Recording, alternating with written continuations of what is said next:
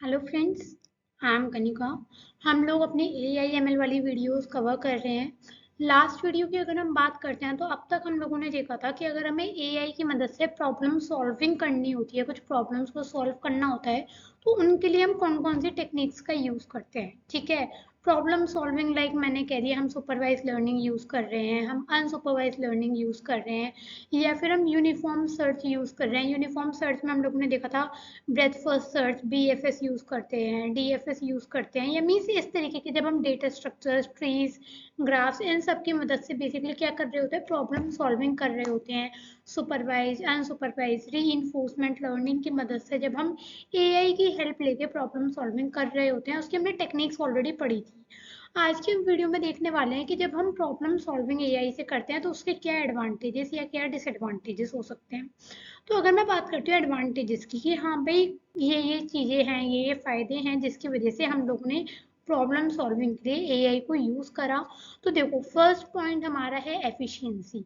Efficiency का मतलब क्या हुआ भाई, जब तक AI नहीं था तब भी प्रॉब्लम सॉल्व हो रही थी, ह्यूमन अपने इंटेलिजेंस लगा के, डेटा लगा के काम कर रहे थे। लेकिन उसमें क्या हो रहा था, अब AI के आने से क्या हुआ, जो हमारी प्रॉब्लम सॉल्व हो रही थी ये कहीं ना कहीं फास्टर हो गई। भाई, ह्यूमन के कंपैरिजन में AI ने ज़्यादा जल्दी सॉल्व कर दिया। क्यों? क्योंकि लार्ज अमाउंट ऑफ डेटा को हमें प्रोसेस करना पड़ रहा है, पैटर्न्स को जो है आइडेंटिफाई करना पड़ रहा है क्विकली। तो इससे क्या हो रहा है, इससे कहीं ना कहीं AI की वजह से क्या हुआ, जो टाइम लग रहा था प्रॉब्लम सॉल्व करने में, वो टाइम कहीं ना कहीं रिड्यूस हो गया। अगर ह्यूमन को सॉल्व करने में लेट से मैंने कहा उसे 10 घंटे लग रहे थे, तो AI उसी काम को 4 से 5 घंटे में कर दे रहा है। मीन्स कहीं ना कहीं टाइम रिड्यूस कर रहा है, तो एफिशिएंट हो रहा है हमारे सिस्टम्स। दूसरा, एक्यूरेसी। एक्यूरेसी का मतलब क्या है, भाई हो क्या रहा है, हमारे पास डेटा बहुत सारा है, डिसीजंस बहुत सारे लेने हैं हमें। तो AI की वजह से क्या हो रहा है भाई, उसमें तो फिक्स एल्गोरिथम्स हैं, फिक्स मॉडल्स हैं जो हम लोगों ने लगाए हुए हैं।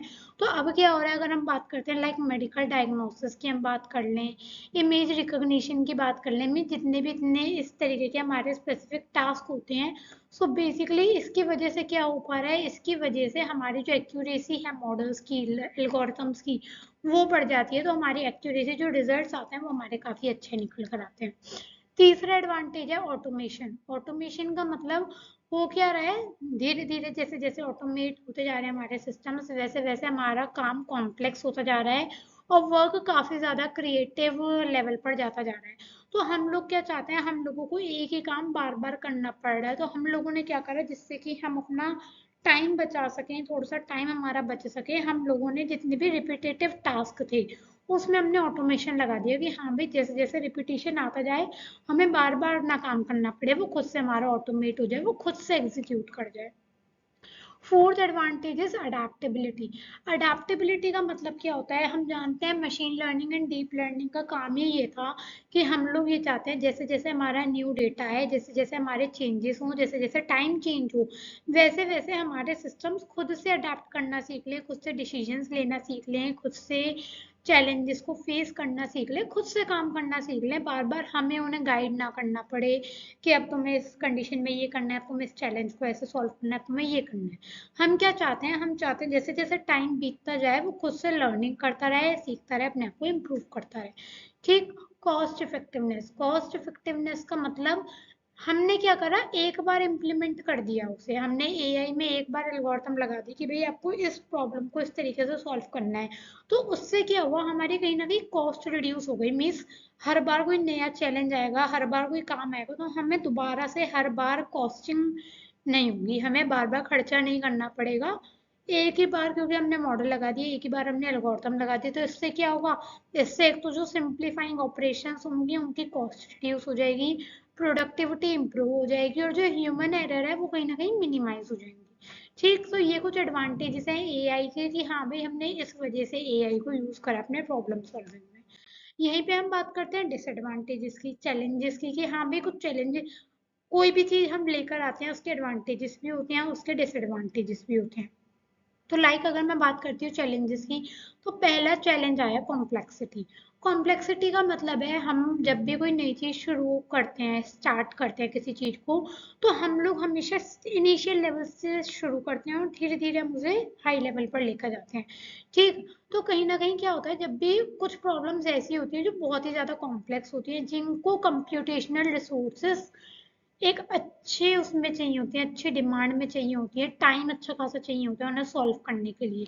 तो कुछ प्रॉब्लम्स तो बहुत ही इजीली सॉल्व कर ले जाता है एआई, लेकिन कुछ प्रॉब्लम्स इतनी ज़्यादा कॉम्प्लेक्स होती हैं कि उन्हें सॉल्व करने के लिए एआई को भी थोड़ा सा टाइम लग जाता है। ठीक।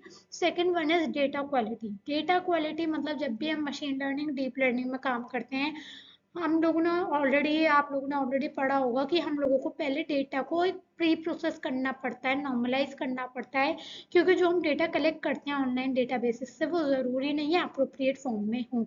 तो सबसे पहले तो हमें अपने डेटा को अप्रोप्रिएट फॉर्म में लाना होता है, इसकी क्वालिटी को इम्प्रूव करना होता है। कैसे? जो भी हमारा बाइस्ड डेटा है उसे हटाकर, जितने भी हमारे मिसलीडिंग आउटकम्स हैं उन्हें हटाकर, हम कहते हैं ना, हम डेटा प्री प्रोसेसिंग करते हैं, जैसे कि नॉइस को, ठीक है, मिसिंग डेटा को हम क्या करते हैं, रिमूव कर देते हैं। तो वही चीज़ है कि हमें जब भी प्रॉब्लम सॉल्विंग में हम एआई को यूज़ करेंगे, तो ये सबसे मेजर टास्क होता है, हमें डेटा की क्वालिटी को इम्प्रूव करना पड़ता है, bye improving the noise, by reducing the inappropriate data, by removing the missing data and like this all. Interpretability.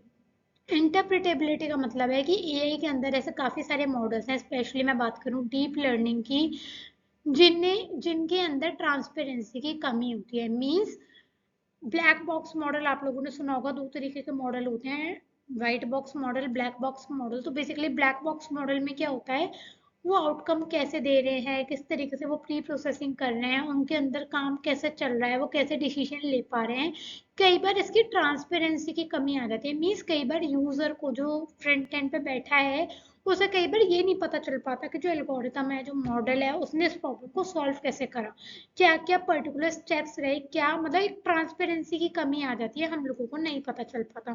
तो इंटरप्रिटेबिलिटी की, जैसे जैसे हमारे मॉडल्स कॉम्प्लेक्स होते जाते हैं, वैसे वैसे हमारा इंटरप्रिटेबिलिटी बढ़ता है।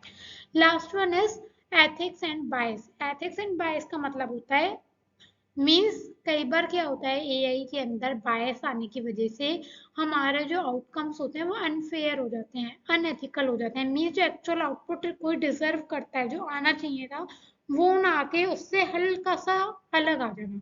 मीन्स हम कई बार कह देते हैं ये आंसर तो गलत है, मीन्स ये अनफेयर है, अनएथिकल है। ये क्यों हुआ? ये इसलिए हुआ क्योंकि हमारा जो डेटा था वो, उसका रीजन क्या क्या हो सकते हैं। हो सकता है हमारे डेटा की क्वालिटी अच्छी ना हो सकता है हमारे डेटा में नॉइस बहुत ज्यादा हो सकता है हमारे जो मॉडल्स हैं उनको रिसोर्सेज अच्छे ना मिले हो रनिंग के लिए, उनकी ट्रेनिंग अच्छी ना हुई हो। तो ये कुछ रीजंस होते हैं जिसकी वजह से हम कह देते हैं हमारा जो आउटकम निकल कर आया है वो अनफेयर है या फिर वो अनएथिकल है। तो ये हमारे कुछ एडवांटेजेस या फिर कुछ चैलेंजेस थे एआई के, जो हम प्रॉब्लम सॉल्विंग में जब एआई को यूज करते हैं, तो उसके कुछ ये एडवांटेजेस एंड चैलेंजेस थे। आई होप समझ में आए होंगे। Thank you.